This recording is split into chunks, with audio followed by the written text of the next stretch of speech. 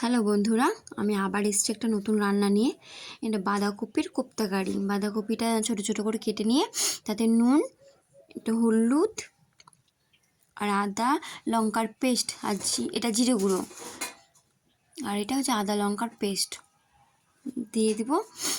তারপরে এটা ভালো করে হাতের সাহায্যে মেখে নেব।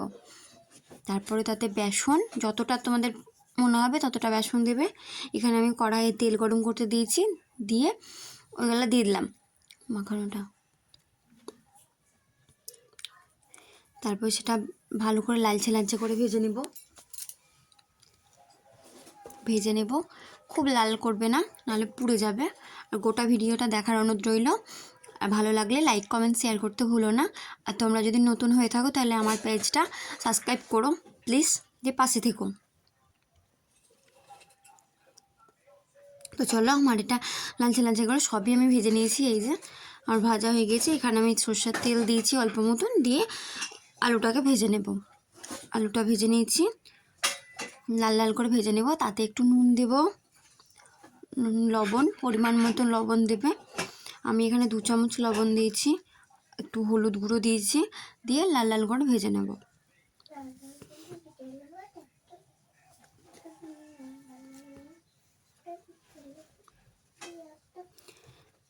এটা ভেজে নিয়ে উঠে রাখবো।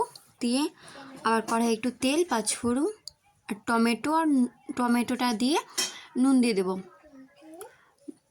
টমেটো দিলাম, দিয়ে নুন দিয়ে তাতে লবণটা পরিমাণ মতন দেবো, 2 চামচ। আমি এখানে 2 চামচ দিয়েছি।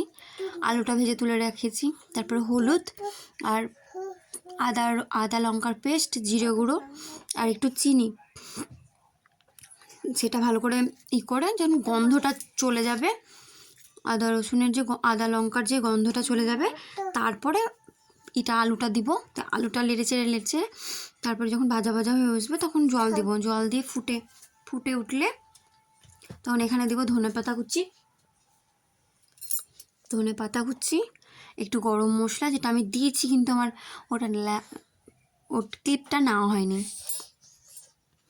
তারপর একটু ঘি দিব, তো এটা নিরামিষ রান্না, তো একটু ঘি দিবেন, তাহলে খেতে ভালো লাগবে। এটা কিন্তু খেতে খুব সুন্দর হয়। এখানে আমি লঙ্কাটা অল্প দিয়েছি, তোমরা এখানে লঙ্কাটা বেশি দিতে পারো, বা কাঁচা লঙ্কা চিড়ে তেলের ওপর দিতে পারো, বা নামাবার আগে চিড়ে দিতে পারো। এটা দেখতেও সুন্দর লাগে, খেতেও ভালো লাগবে। আমার এখানে বাচ্চা আছে বলে আমি অল্প লঙ্কা দিয়েছি। তো চলো, মুইঠা গেলা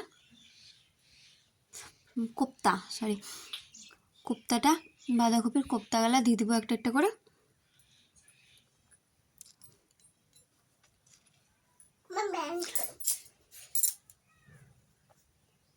দিয়ে এটা লেড়ে একটু ফুটে আসবে, দিয়ে নামিয়ে নেবো। একটু ফুটে আসবে তখন নামিয়ে নেব। কেমন হয়েছে কমেন্টে প্লিজ জানায়ও।